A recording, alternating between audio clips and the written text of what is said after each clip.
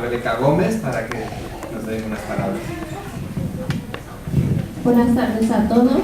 Bueno, solamente para agradecerles vuestra presencia y decirles que principalmente a la presidenta de la asociación del Casal de Sabadell, darle todas las gracias por el apoyo que hemos tenido. Este casal ha sido abierto también para los mexicanos y queremos nuevamente reiterarle este apoyo. Bueno, no queremos cansarnos y sean bienvenidos todos. Gracias.